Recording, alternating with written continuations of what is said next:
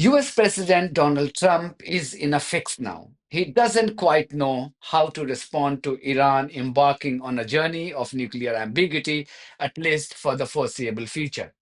This is after, first, the Iranian parliament voting unanimously in favor of cutting ties with the International Atomic Energy Agency, or the IAEA, before the Iranian President Masoud Pezeshkian giving his approval, thereby making it a law.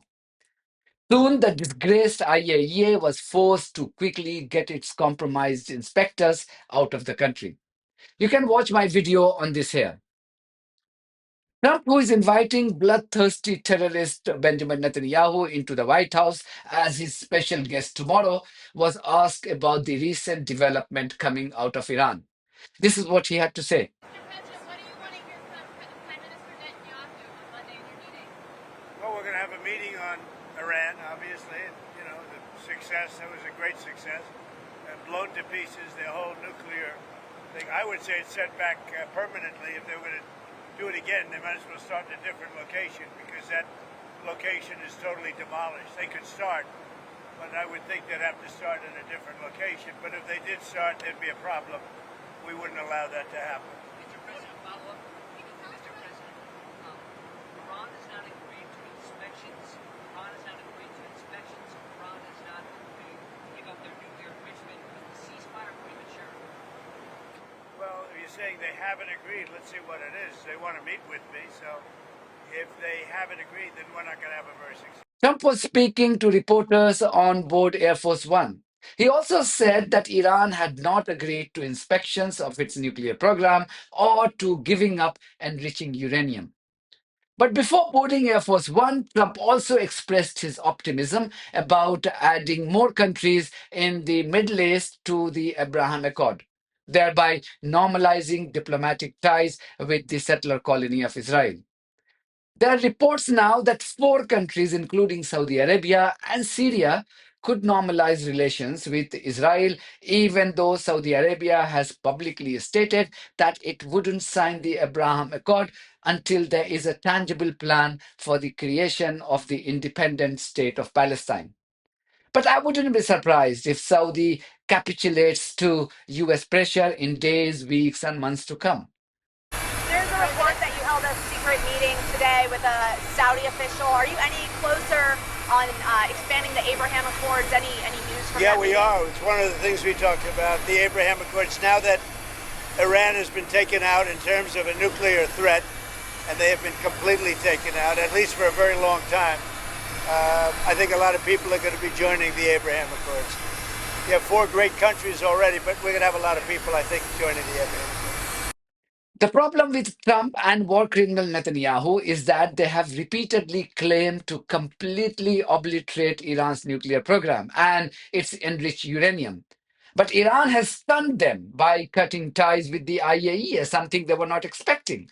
And now all IAEA inspectors have left Tehran. This means the US and Israel now do not have their eyes and ears in Iran. Barring a few leftover local Iranians who spied for the US and Israel, all have gone. Iran has also begun its crackdown on individuals who were suspected to be working for Mossad and the CIA. This has sent a chilling message to those local spies who may still be out of the clutches of the Iranian authorities. It's in this context that Trump and Netanyahu find themselves in a fix. Hence, this urgent meeting in the White House. Don't be under any impression that Trump has suddenly become very concerned about the goings on in Gaza, and he has therefore chosen to invite his terrorist friend from Israel to discuss a Gaza ceasefire deal. The suffering of Palestinians and their daily slaughtering by US mercenaries from the Gaza Humanitarian Foundation doesn't bother Trump.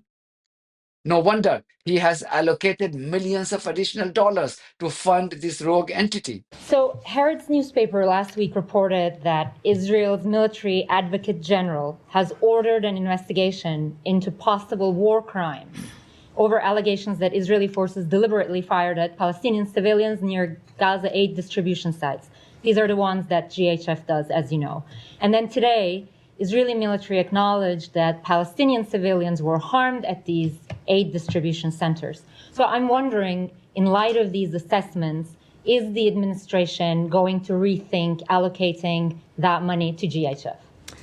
Well, I think the answer to that certainly is no. What we do expect, and the IDF and Israel have announced that they are, of course, investigating certain incidents.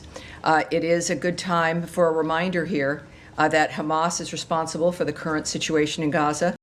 The Trump-Netanyahu meeting is to discuss the fallout of Iranian action related to the IAEA, whose chief, Rafael Grossi from Argentina, unsuccessfully made so many desperate pleas to be allowed into Iran.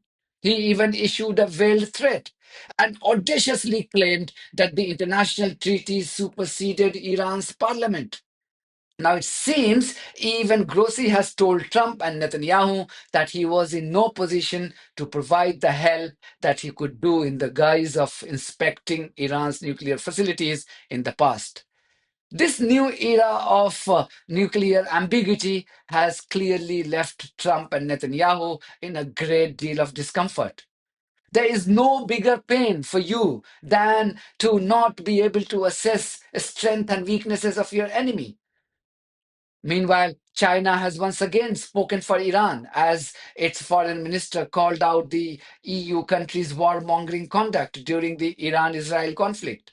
Chinese Foreign Minister Wang Yi, who is on his Europe visit at the moment, said, and I quote, "The US brazenly bombed a sovereign nation's," he was talking about Iran, "nuclear facilities, setting a dangerous precedent.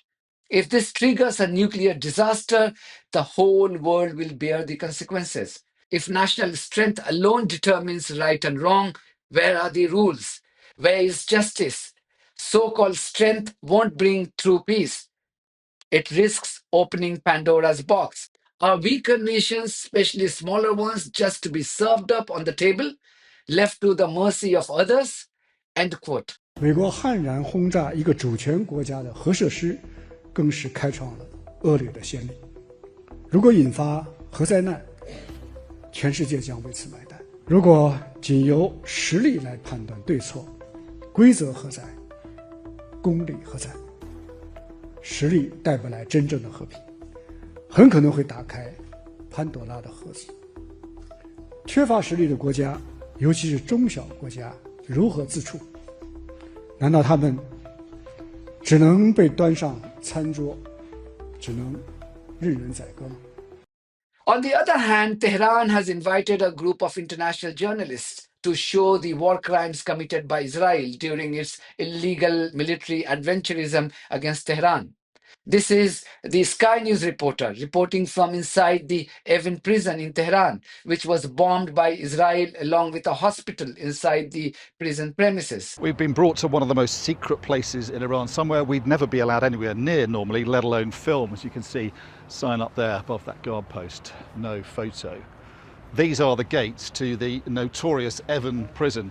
For the Iranian government's critics, there is no greater symbol of its oppression of its people. But we've been brought here by the authorities to show what Israel has done to the place with its airstrikes during its campaign against Iran. A number of rockets completely flattening this area. And further in, we've seen extensive damage done to what we're told was the prison hospital. And the Iranians say more than 70 people died here. It will be interesting to see what two warmongers discuss at the White House tomorrow when they meet. I will be back with more updates on this development.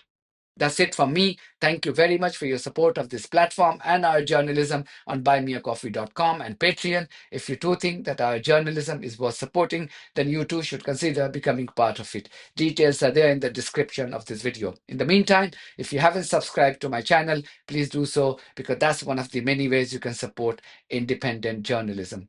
God bless you all.